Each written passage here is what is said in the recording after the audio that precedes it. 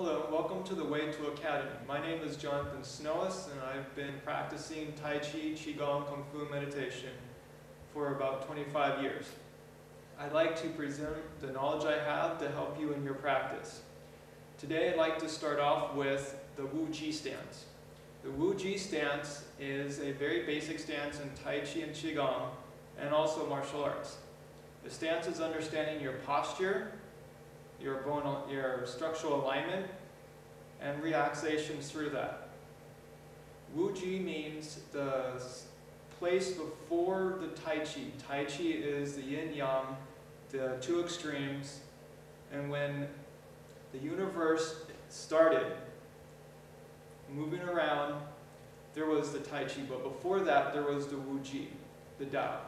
So this practice, there is no movement, but it is probably the most important part of your practice. So we'll start off with the feet.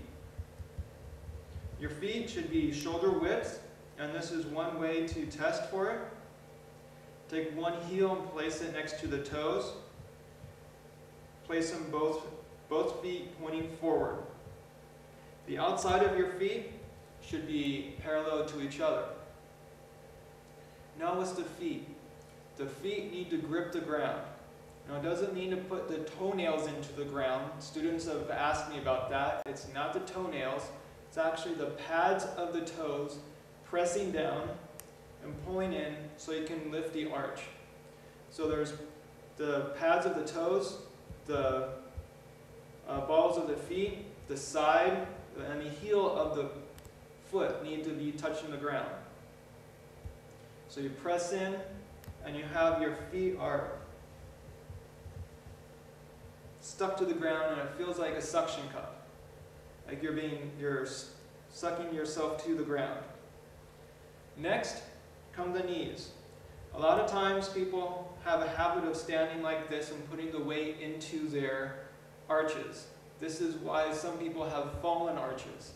So you have to understand if you have fallen arches or do you have actually flat feet. If you have flat feet, that's something completely different than from fallen arches. So you need to have your knees above your feet, and so the weight goes to the side of your foot, so the weight does not go into the arch. When you bend your knees, they go straight over the middle of your toes. So the middle of the knees go over the laces, and that will be between the second and third toe. Next comes the hip and the sacrum. In internal martial arts, we focus on relaxing the sacrum so the pressure of the weight goes down into the ground. Some people say tuck the tailbone under, but then I've seen people tuck and start doing things like this. So it's not really a tuck, it's more of the hip doing a slight roll, and the sacrum falls down. It's important to do that so the weight and everything goes down.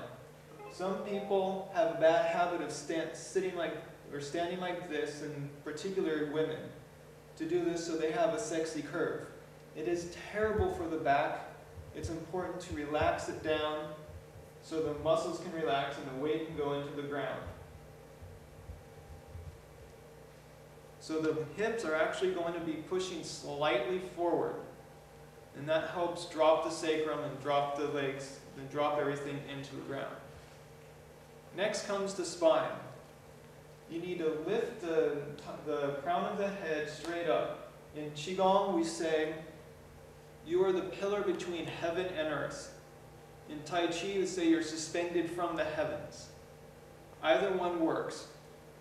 But what happens is you elongate the spine, but don't try to force it too much because you want to keep the natural curve of the spine. But what you're going to do is basically, this is the spine, you're going to take the muscles right next to the spine and lift it up, all the way up to the crown of the head. You might feel a slight little burn on the muscles next to the spine. So you're nice and tall. Next comes the shoulders. The shoulders need to relax, and they slightly roll outward. So there's a press going out and they fall down.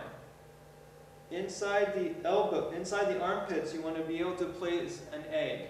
If your arm's like this, you'll crack it. If your arms are like this, you'll fall.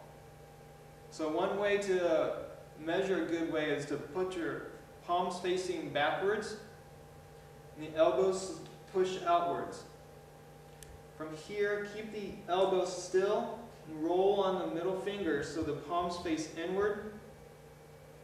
And you have a good structure here, and this allows for the chi, the body to relax, and for the chi to flow, the body to relax, and the power can go through your body.